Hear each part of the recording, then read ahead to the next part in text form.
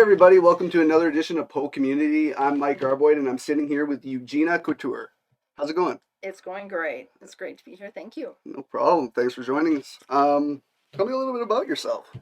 Well, I have a family. I live not too far from here, about 15 minutes away, and I've been really involved in writing my own story. I wanted to share my story with the world to make a change. I was in the system as a child, in the foster care system, and had some rough times, and that experience led me to really want to share it and make some changes for the better for kids struggling in care and growing up without family, or growing up to not have identity and not understand how to make it through the world. So I wrote this book. It's called Adoption Not an Option. I don't know if you can see that. Yeah, And you're yeah, flat.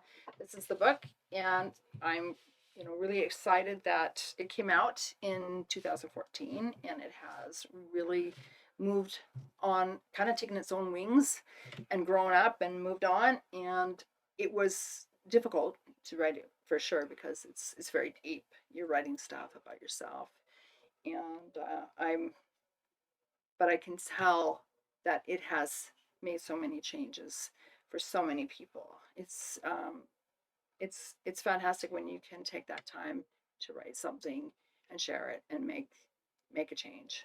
Yeah, that's an amazing thing when you actually really connect with the people that you're trying to connect with and that you actually succeed in getting that word out. That's always a very nice feeling, right? Yeah. Well, one of the things I really wanted was to see how I could help the system, like the ministry that takes children into care to protect them.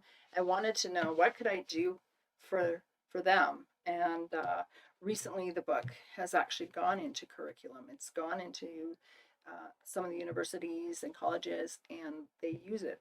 It's being used as part of the curriculum for social work. Well, that's amazing. uh, yeah, it gives them the ability to see it from a child's view, which is something we often don't get, because children can't write about their own journeys when they're little, when they're 3, 4.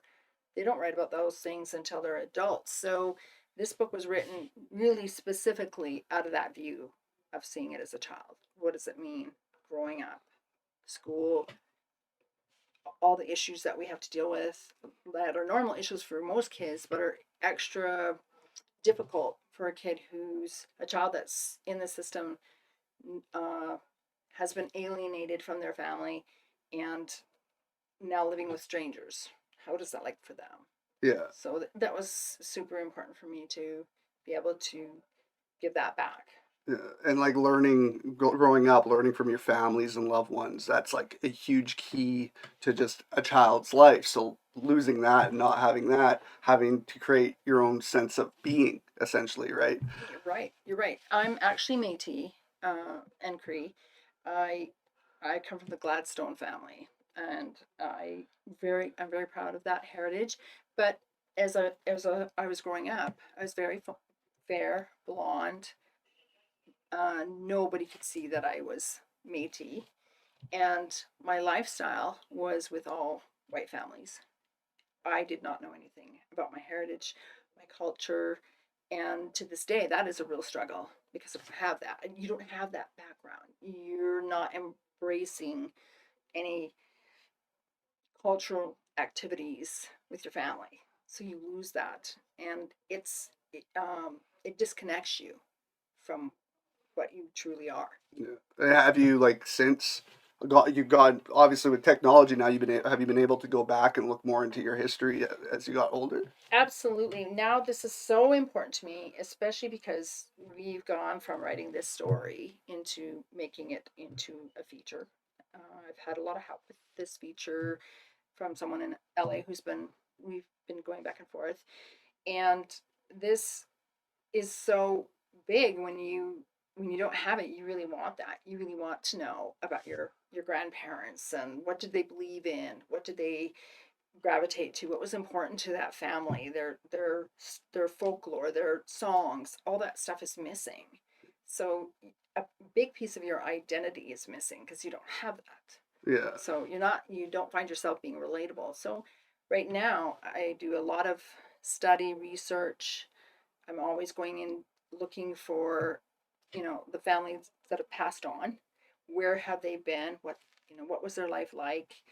And it's interesting too because some of them I'm now realizing were in residential school, and that's really powerful to me to know what was their journey like. I want to know what did they have to deal with while they were growing up, and being separated from their Yeah. families. Were you forcefully separated, or Yes. really? Yeah. I was taken away when I was about 4 years old, and I went in as well as my brother and my sister, and we were all separated. We all lost contact with each other. We originally started out together, but it's hard for families to take three little ones. We're a year apart, all of us, and I was the middle child, so it was a big thing for the ministry to find families and not be able to find kin to take us. So it just separated us. And when this happened, it was in Alberta. So the records are sealed there. It was very difficult trying to reconnect or find those lost siblings. Yeah. Yeah. Yeah, very difficult too. Because like, how old were you at the time you said? I was 4 when So I you went in. do kind of at that age start remembering things, and it's not just like you're not a baby that doesn't know anything that's going on around them. So like when somebody's taken from you, you don't really know. At 4, you can see what's happening, right? Absolutely. When I was 4, I actually, could remember a few things. That's what makes the book, more dynamic, I think, is because I do have that in my memory. I remember the orphanage and the separation of families, going into different homes. Uh, Also losing my brother because we went together in one home and then we were separated. And what really impacts that is that we were separated and I actually moved across the street, so we weren't allowed contact because we were both in care, but we Well, could actually see each other from the window. that's even worse. So that I think that's what really pushed me to go forward and do this work now. Yeah. I don't want that to happen to other children ever, ever, ever. And I know most parents would never want that. I can't even imagine a parent would want that for if they had two or more children to be separated for life. They'd want them to at least be together, even if they couldn't take care of them. They'd want them to stay together. They'd never want them not knowing each other their whole life. Yeah, that's a terrible idea. It's not good at all, and being kept apart on purpose is even worse. If it was by choice or something, it'd be a different story. But when it's not by choice and you're living that close to somebody you can't be in contact with, that it's especially telling a kid. It's almost like nowadays with kids being in school during COVID, and it's being telling them they can't see their friends, or like literally telling a child like these restrictions that really they shouldn't have. It's not It's something that they should have to deal with. That's a really valuable point. I'm now a foster parent myself. I had never imagined that I would be, but it happened to come out, and it happened that there was a little girl who needed a home, and she's going through that the same thing. She's separated from family and friends and everything. It's even harder because there's so many restrictions and protocols and masks, and it's really tough. And yes, it's for her safety, but for her, what is that for her emotionally? I know this is really really tough for her to be in this circumstance, and it's tough to watch her be in this circumstance because of my own story and relating to that. So it's like your time in foster care, was it all negative? Did you have any good foster parents, or was it? Oh, you bet. Yeah. I actually did. I had a couple of families that I really have on a kind of on a pedestal. I really admire their way of raising a family, taking all kids and treating them the same and bringing me in like I was their daughter, not treating me different. I moved 11 times, and 9 of the homes that I was in were really, really rough. There was a lot of violence and abuse and pain with them. Yeah, I think because when you're a small child, you don't understand what what is going on. You just know that suddenly you've been alienated from everything you know. It's like being taken to Mars, and you're living with people who you have been taught not to trust by your parents. Don't speak to strangers. Don't go running off with somebody. And now you have police come in and social workers come in and rip you away from your parents. It's a terrifying experience for any child, even babies, even Yeah. small babies, even a newborn baby goes through a trauma when if they are taken the day they're born. They go through a trauma. You can feel the tension and commotion in the air. You can. It doesn't matter what human you are, from a day old to 100 years old. You can feel tension around you. If your parents are upset, your siblings are upset, you feel it. Yeah, yeah, exactly. And this is, the part that I want them to understand. And when professors and family members or people buy the book and read the book, they see, you know, the not so much the danger of foster care, but what happens in foster care. Foster care is something that is needed. I believe that. I think it's just often, a lot of times, there's too many kids in care, and maybe they shouldn't be there. Maybe they'd be better off with their own families. It's sometimes they're put in a situation that's far worse than if they Yeah. would have just been with their parents. And I don't know what the clearance is to be a foster parent. Like, I don't know how easy it is, or if people get into it for the wrong reasons. Like, financially, it could be good for them, Yeah. and they're doing it for the wrong reasons, right? Yes. So I don't know what the extent, are there extensive background checks or what? Nowadays, I really see that. I know we had to go through an extensive check, and I want that. I'm grateful that that was the protocol that was meant for us to take, and we want to give her the best, especially knowing what that means. Living through that, I definitely want her to have the best case scenario as she grows up to be an adult. And if we keep that in alignment with the way we raise our children, and we want to protect them, that is going to give them a great start. Yeah. They are still going to struggle emotionally with so many things because of their trauma. They're going to grieve. uh, Grieving can also be something that gets layered very quickly with other things, like when a child goes through grieving, they go through PTSD. I believe, I know that happened to me, and then it's easy to get labeled, and they need someone who's got their back, a Yeah. system that's got their back. They need connection. They need to be see their family, know their family's alive. These kids grieve their whole life for the family they don't have, even when they're seeing them on visitation and whatnot, Yeah. because they're not living with them, and it's painful for them. You can only take so much rejection, and Yeah. not, and like, yeah, it doesn't matter how much if any positivity comes your way. As soon as any rejection or like bad feelings come, it's almost forgotten more easy because it's all stacked on top of one another. So you are easier to snap or kind of like blow up Mm-hmm. about the situation, right? Yeah. I think that, especially the kids growing up, like, controlling emotions, that's not something that adults can take care of. How could kids do Yeah. it? I mean, we get stressed out and tired and overwhelmed, and for a child, they just need someone to be there to say, yeah, I get you. Yeah, I want the best for you, and treat them the same, not treat them different. That's super important. That's just one tiny step, for their progress, for sure. yeah, Now everybody's so on board. They're like social workers and teachers, and the psychologists, the parents, the foster parents. There's a lot more for them that I've really seen. That's probably why I didn't want to be a foster parent in the beginning, is because I didn't think there was going to be enough tools, and they need all the support they can get. yeah. So, When did you decide, like, I need to tell my story?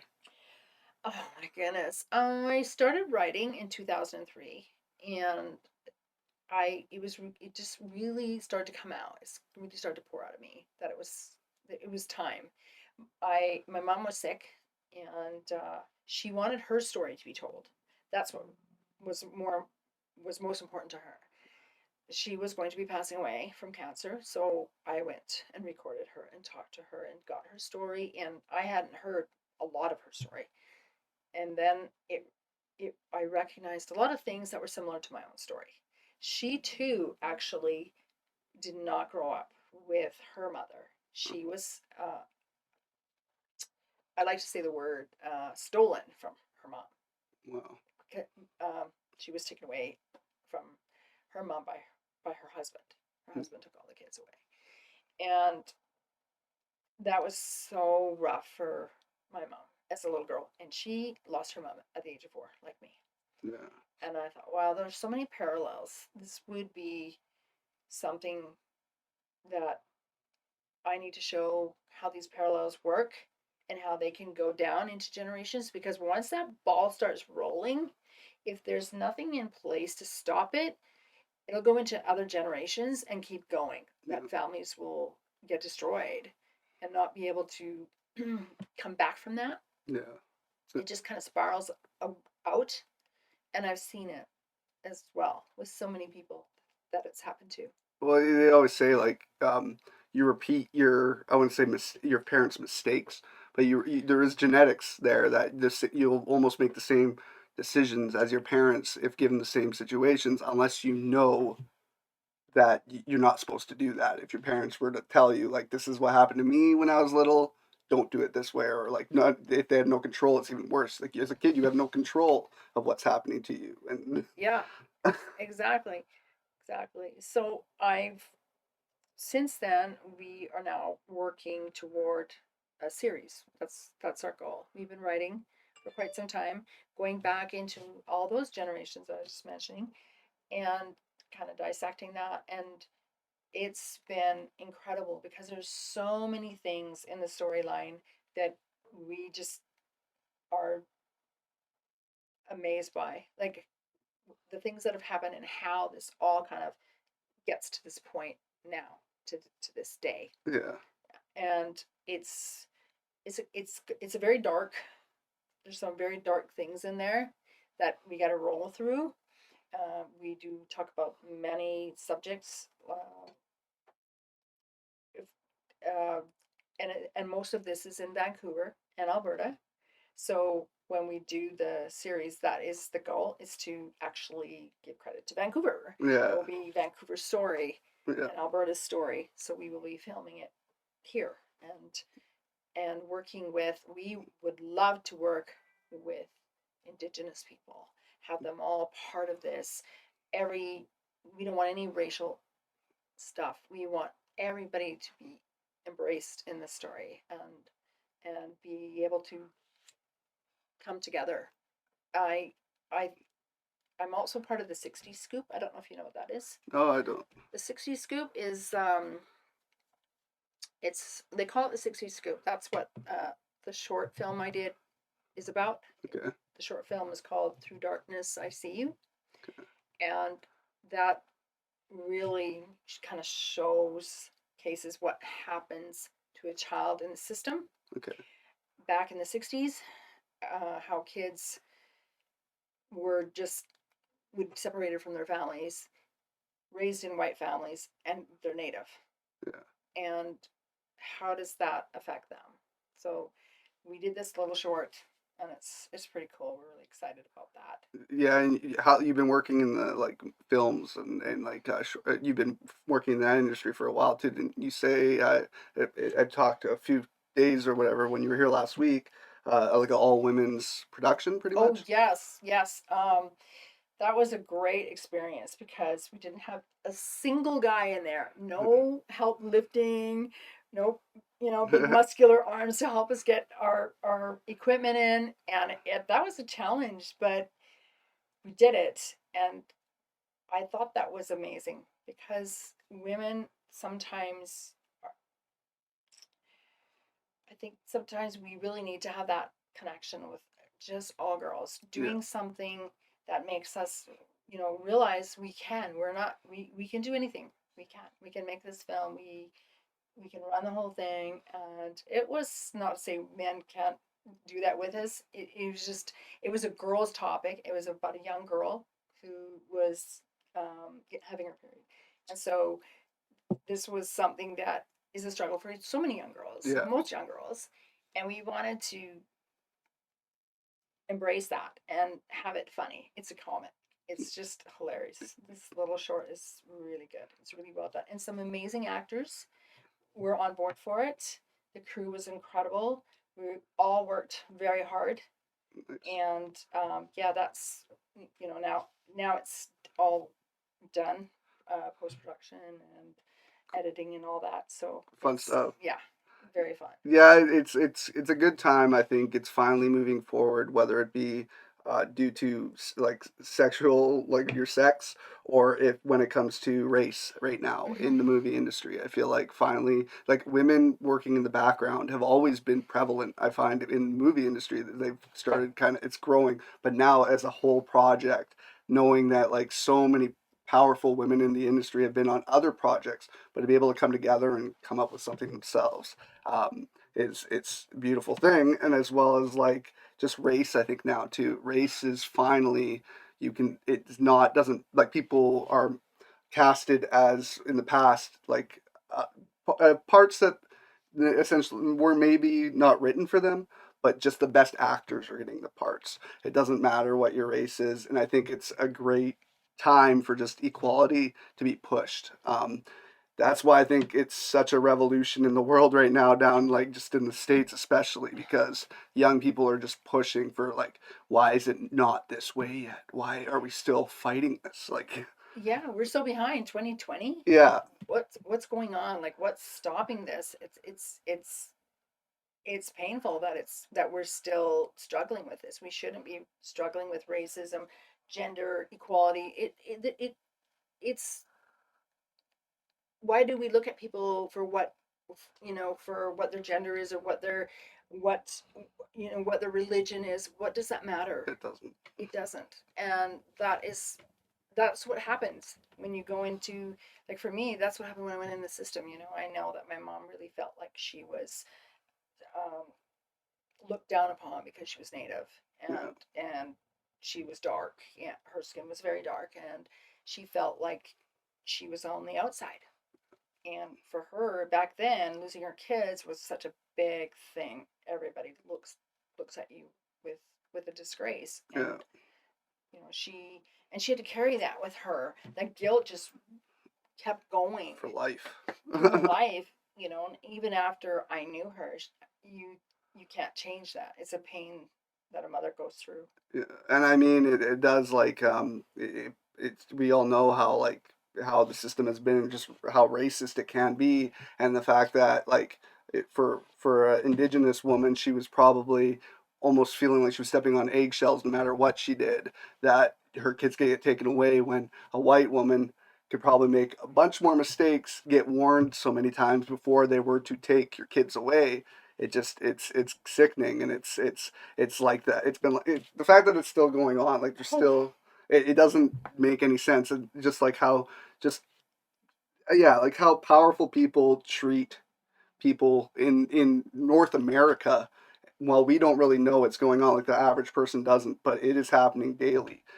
Just the racial injustice, especially like look at the border down in the states, right? Like it's so Mexico and like huge. putting kids in cages and it's just like that. That's you can't take a child, give them all the crappiest situations they could ever grow up with, and expect them to break out of that successfully. It can happen, but it's such a small percentage. It's just like when they try to come up with statistics about different races in the states, and they say, "Oh, this is why." Like let's say, like African Americans are more in prison because they cause this, and it's like you put basically when they were freed, you put them in poor areas where they have no chance of ever getting out of that. If they do, they have had to really make it for themselves. But the percentage of people making it out of that is so little that it's just you're basically dooming everybody. Well, you look downtown. You go downtown and you see so many people struggling, and so many of them have come from being in care, have lost their families, have struggled with education, now struggling with drugs, trying to find their way. They're just so lost in their life. And, and it can happen to anybody. I mean, I came through that myself at a very young age. I started to figure things out, but I went through a real struggle in finding out who I was, not having identity, not knowing who I belonged to, not fitting in the family anymore, because you're still on the outside. Even if you find your family, even if you reunite with your family, they don't know you. They've only seen you since you were a small child. Yeah. Maybe you were only two, maybe you're only one. They don't know you and you don't know them. They're still they're strangers. You have little lights go off where you may remember this moment or remember that moment, but you can't piece a life together that you didn't have. Yeah, it's very difficult for somebody with zero guidance. It takes like a special type of person that like creates something out of zero guidance life because yeah, you learn from people around you, learn from people you care about. And if you have zero guidance, how are you almost expected to grow up like or grow out of it if you have zero guidance from the people that love you? And when you, like you saying, 11 houses, every house is going to have a different set of rules. Every set is going to be a different. So literally, you're having to change yourself in a time where you're already changing drastically, chemically, True. mentally, and now you're having Right, to yeah. basically deal with all these different sets of rules. Different. It's like a kid is not. It's meant to grow up with the same almost ideology from the time they're born. Depending, they could have really harsh parents, but like you grow up with certain ideologies that you're taught, and you get guided. Yeah. Sometimes for the good, sometimes for the bad, but you still get the guidance. Um, Zero guidance is Plus, you scary. also have kinship. You have family around. You have relatives that are part of you, the family line, and you have somewhere to connect to. Yeah, There's the exterior part of the family.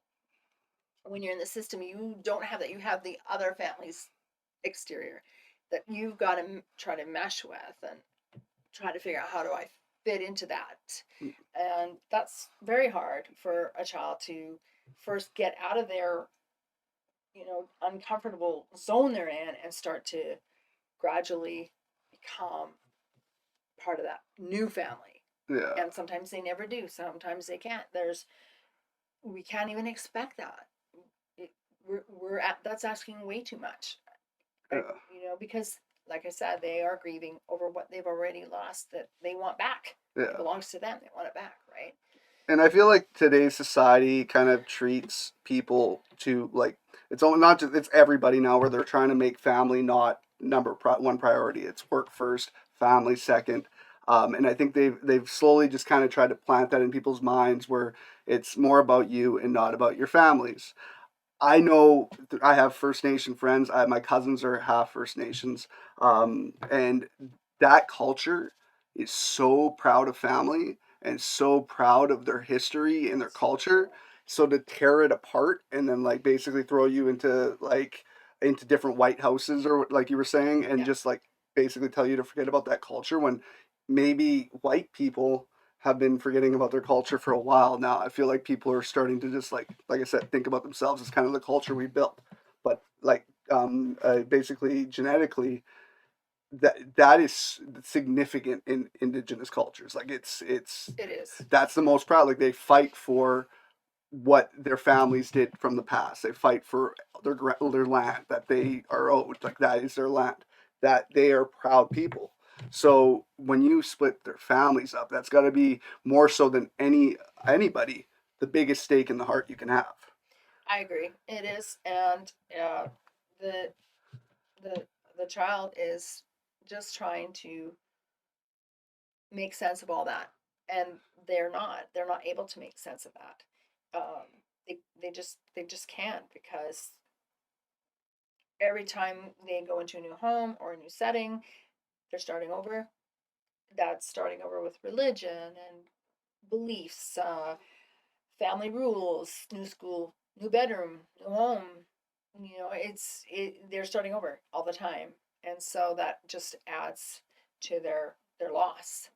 And I that is why I needed to write this story, Yeah. so we can see that it's not seeing it through my eyes. Yes, it's my story. It's seeing it through every child's eyes, what they're going through. And and and then the feature goes into, how did this all evolve? How far back does it go?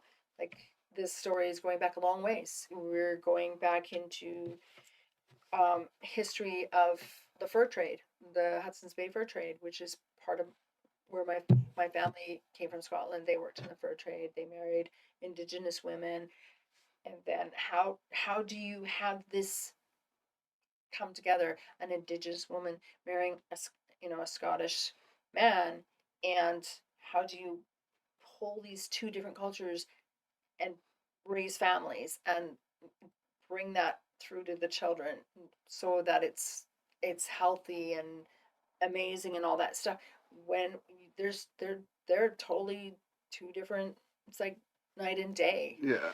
um and I love that it'll come down into, right into the 1800s, and in like the features starting like 1920, where we're starting it kind of in that part of the story, and then just going straight into now. And that will show that those journeys, what those people went through, what they lost, um, different, different, the Indigenous side, the Scottish side, the French side, Yeah. because I'm mixed, Yeah. so it's really hard when you're mixed. It's very hard, even more so, to go back into your culture, Yeah. because you have this and this. It's hard to be proud of all the cultures because some of those cultures don't get along with the other cultures, Yeah. so you kind of feel culturally like screwed. What the heck happened Yeah, here? well, yeah, and it's like it's certain people are going to be 100% okay with it, which is, I find nowadays is most people, but there's still those like just people that are going to hate and just hate and hate and hate, and we it's getting better, but it's still pretty prevalent. I know it's almost like the bigger the city, the less prevalent it is, especially Mhm. in Canada, where people are just more accepting. As soon as you get into rural or you get into different areas where it's more racially like violent, and just if you go up to northern British Columbia, or just like whites versus indigenous, or like it's a lot.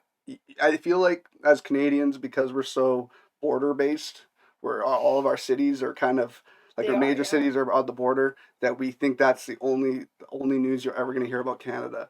But when you go further and you don't hear about these stories of how much tension there is, there's so much tension. Yeah, there is. And we are just, this is such a great land to embrace what we have. We have so much diversity here. We have so much culture. Living in Canada is a beautiful place to be. And but we do have things to work on, a lot of things to work on, and we want to make sure, like, it's so important in our history that we continue to strive to, set higher standards, to be better people, to take care of the people that are on our land, to love them, and not be discriminatory towards each other. It's so right, and I hope that, that's the message that I can give. That's what I want. That's what I'm trying to do. That's wicked. So yeah, you're working on. You said like getting on. This says to be a series, so that's got to be exciting. Oh, And when you were writing it, did you ever plan for it to get this far? no, I thought, once I wrote the book, maybe I'd write a second book. I tell the story from somebody else's view in the family, something like that. Hmm. And then it just kept going. The book became, its own life, and people started connecting and talking to me, and different producers reached out asking, what are you going to do with this? Where do you see this going? And then that escalated from there, that maybe this really could be a feature. Maybe this is a 2-hour movie, and we should start looking at that. And so I had different writers who got on board, and I wanted to open up a small production, like out of my home, do something, especially with COVID and being a foster parent. I wanted to not be away from her, Mhm. and started to go in that direction to create that, make an office space, and just be able to write and put it together. And now we're almost ready to pitch. We're like at that next level. Are you planning to, you want to go international with it? Or do you want to stay Canadian, or I don't know. I don't know? I I think for filming purposes, I really want to stick here. Yeah.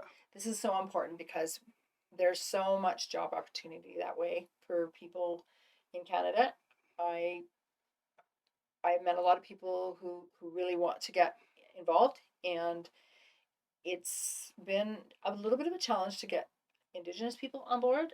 I Maybe it's me, or maybe it's just because I'm so blonde and don't look that hard to them. It's hard to connect. It may be hard for them to connect, but I think as time moves forward, that's what I'll, I will definitely want to dig deep and Yeah. have some Indigenous people. And I've met some really amazing writers, producers, directors that are Indigenous that have shared their own compelling stories Yeah. and their own experiences and made beautiful work.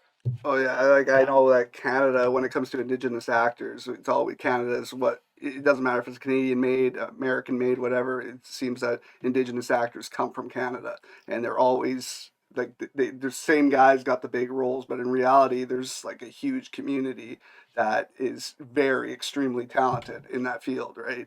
So it'd be nice to see more get that shine because it has been the typical actors. I know what I forget his Yes. name. One guy's name. He's in everything. He's in everything, but it's like it would be nice to see more. Yeah. Right? Yeah. But yeah, any other projects you're working on right now besides just working on the show? Is there anything? Not at this point because it's taking up a Yeah, I lot can of writing imagine. time.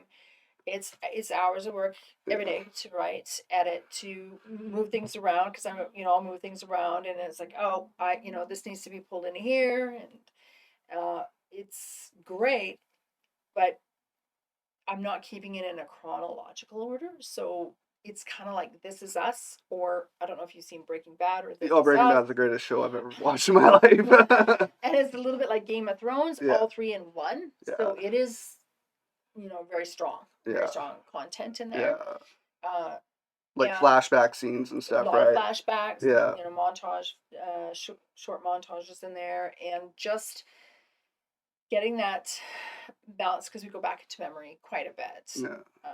especially with Indigenous type stories. And And I that makes it difficulty filming too, because if when you're doing the flashbacks, you have to do different like times, different scenes, like you're shooting different days and having to wrap it all together as one. So when you're filming it, if anybody doesn't know how much work goes into film and editing, having to organize that by shot and stuff and have it be the same points where you're wanting to take that flashback, put it in with the scene you're doing, that's a lot of work. It is. It is, but it makes sense Yeah, when I now that I'm putting it together. At first in the beginning I was really chronological because I don't want to forget anything. yeah, So I go, no, this gonna do that, here, 1, 2, 3, 4. And I'm like, it, it's not a newspaper, so I need to yeah, really get in um, different scenes and using flashback and using some of the things that are really funny that I remember about each character because you're really digging into those characters and showcasing them for what they really were like, the real, like, and that's so fascinating to me and important. I want to live in them, right inside them as their story unfolds. yeah, That's my goal. And our anti-hero, that's it's her journey. She is so incredible, and it's so inspiring to just following her and her path. And our antagonist as well is way over the top. yeah. So we're just, oh my gosh, we're just having so much fun with them.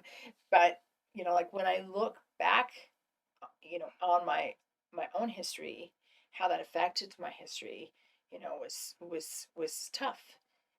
And but when I see this in a script, it's like, oh my gosh, really? Oh, Yeah. that's so bizarre. This happened, that happened, and these are all real life things that really went down. Yeah, it's amazing when you know about the stories firsthand and it still surprises you when you write it down on paper or think about it vividly. Yeah. Yeah, it shows how much it resonates with you for life. It's something Mm-hmm. you'll never forget. And but share if it was extremely hard on you, sharing it will definitely help somebody who's going through something similar. I agree. I find I really love is, through time, I have found my way as, a strong person. I feel like I'm quite a warrior kind of person. And being a warrior means um, making a change and not being a victim, but being victorious, being strong, being passionate, and striving to change things. And this is how my partner feels as well. So when we're writing, it just kind of flows out. It comes to us, and it's it's a lot of fun. It's whatever happened then is kind of fun now, Yeah, if that yeah. makes sense. Yeah, no, it can make sense. It makes you who you are, Yeah. and it makes Yes, you I agree. strong. And some people aren't going to be able to break that sometimes, and some people can, and you broke it, and you definitely can look back at it as not, I wouldn't say a positive, but a life shaper.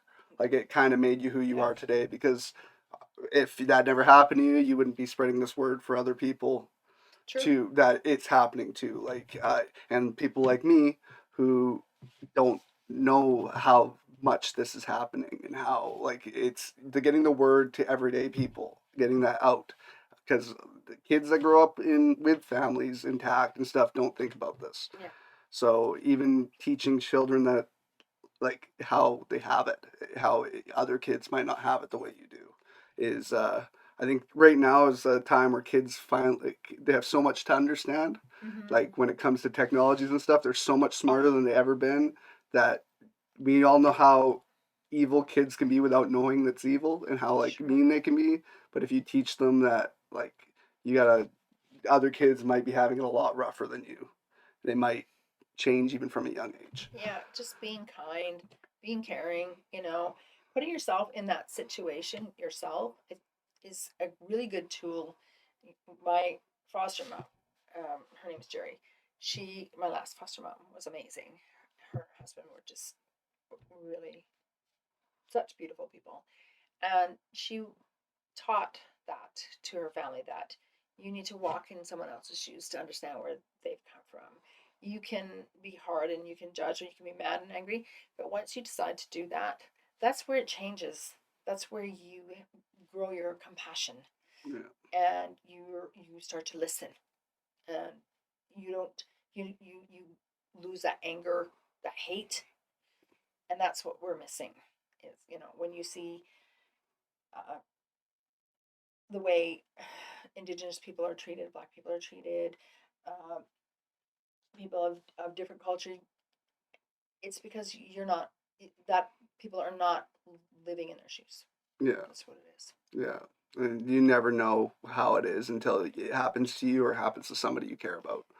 That's Exactly. usually just how life works and it sucks, but that's just kind of how it is. But if it's in the forefront and people can get taught stuff before it happens to them or somebody they love, or just knowing that this is happening, the right people can help. That might not know that this is happening. The right people might find out about it and help out. Well, yeah. Look at Big Sisters, Big Yeah, Brothers. yeah, There's so many great groups out there where people get involved and they do something to help uh, kids, young kids, give them something to their future, make them stronger. There's all kinds of ways that people can reach out yeah, to make a change. yeah, It's just investing your time, your volunteer work, doing things after school activities. yeah, There's so much, and this keeps kids, I think, seeing that they can be successful yeah, even if they can't play ball. Okay, while you teach them, you spend that time with them, or you teach them to roller skate or yeah, swim. They're going to feel good about themselves once they accomplish that. Yeah, they'll fail a few times in the process, just like the rest of us. Yeah. I think that's something that's really key is when kids fail that they need to know that's a stepping stone Yeah. to a milestone. Yeah, and like I said, it's that guidance. I bring it back to guidance. If you are a kid that's finding out what you like, and you finally have, like, if you are going through the system, and usually your parents help you out with what you like, or like you want to play a sport, they help you out. You want to get into art, they help you out. If you're moving house to house to house to house, those people have to learn that all about you. You're not feeling comfortable to ask them for anything. So you're really, as a kid, when you're gaining those skills of who you are essentially and what you like and what would you love to do when you're older. It's just not as easy, and it's not as it's not as guided for you. For sure. For sure. So, but yeah, it's an amazing story. Thank you. Amazing story. I love stories like this that take something that's so effective and so hard for you, but it's like taking it and making it something that could really help people. Because it's not easy to write down all your memories that might not be that that, that fond. You're not fond of them, but it's created who you are. It's funny when you say that because, like, when I think about how I reacted once the book was finished, I now I think of how funny that was. Not at the time, but at the time when it was finished, I sent it to the publisher, and then I immediately said, "You have to send it back." I mean, so she did. Of course, she's got it, but just to ease everything, I was just like so panicked because Yeah, I'm I'm now sharing something with the world, and it's my story, and it's like, oh, it's like got so much in there. I don't want anybody reading it anymore, right? I was yeah, like this, and then she sent it back, and 24 hours later, I sent it again, and this time it was just like it took on its wings, and that little baby girl in there grew up. She yeah. just went on her own mission, and I was on mine. And that I think is something that really helps for kids who are in care is to really write, keep a diary, or show, either demonstrate it through art. A lot of people, connect to that. Hmm. That's sort of therapeutic. Uh, that's some way of telling their story without, they don't even have to ever share it with anybody. It's just having a place to go Yeah. with their own um, things that they want to write about. There are things that are important to them. It's a healing. It's a help. It's free counseling. Yeah, It's it's free definitely counseling. it takes the weight off your shoulders. Not everybody wants to, like you essentially did release all your information to everybody, but at the same time, when you just do it yourself, just almost like it's like a release. It's definitely just you finally feel like you've gotten your almost your angst out of you and your Mm-hmm. past anger, and whether it be like musicians, how they write about their emotions, whether it be writers that write screenplays or books, like that's always going to be it's going to be refreshing and make you feel good, even if the story is so dark and Yeah, twisted. and then there's some really funny moments that I had in here that I had to share. There's crazy, silly things that kids just do. Um, Moments that kind of change you too. There's that's really pivotal. Is where are those changes? When when do those surface? I know I had a pivotal moment when I was 4, when I was actually in the orphanage, Yeah, and that was a life changing moment that made me who I am right now, and I know that. I remember it. I remember it so strong. I remember laying in bed and having a pivotal moment, and kids have those moments. We all have them yeah, that change our life into something. yeah. You know. Whether it be moments, song, there's just things that will remind you of your childhood, like to the vivid moment that you like, just it reminds you of. I Mm-hmm. feel like it's almost like the older you get, the memories you're forgetting are not the ones from your childhood. It's the more recent memories. So it's like what happened last week. You can't tell me what happened last week, but if you told me a story about when I was 8, 6 years old, there's certain stories that just like resonate and stay in your implanted in your brain that you'll never forget. Yeah, so I I think we should wrap up right now, just because we have. I want people to hear your story from when that series comes out, or get your book, because yeah, it's an amazing story, guys. Uh, Thank you. it's I haven't read the book, but just knowing what you've gone through and talking to you and just going on your website and stuff, it just seems like something that so many people can grab onto and use as a guidance and help. So Well, yes, and people do have questions. Sometimes they will reach out and ask, where are you going from here? What, how can we get involved? And as you said, you can put the website up, so yeah, that will help, because sometimes, that's, they've been through something and they want to share, and we're looking for stories as well. We The truth is important to us, and we know it's important to other people, their own truths, whether it's been something really fabulous that they went through, whether it's something really challenging. We love to hear it, and those are the stories that impact people's lives. Those are the stories that carry us, I think. yeah, There's 100%. just so many great movies that I've seen that have really changed me Yeah, because I've watched them, or books that I've read that have really changed me yeah, into, being feeling like they've given something special to me. yeah. You know, And you they definitely want to have that.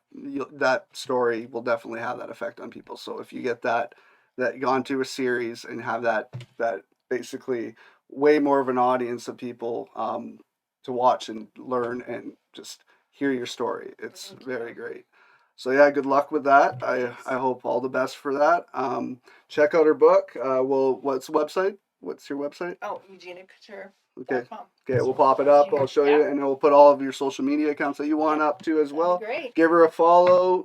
Check out the book, and keep an eye out for the upcoming series. Yeah, Uh, we're really excited. Thank you for having me here. no I problem. really love chatting with you guys, and the staff here is an amazing place. So I'm Thank you. looking forward to coming back Yeah, again. for sure. Come back anytime. We'd love you here. It's yeah. Thank you. Thank you. Appreciate it. Thank you for joining us on PoCommunity. I'm Mike Arboy. She's Eugenea Couture. Thank you. Have a good one. Thank you. Awesome.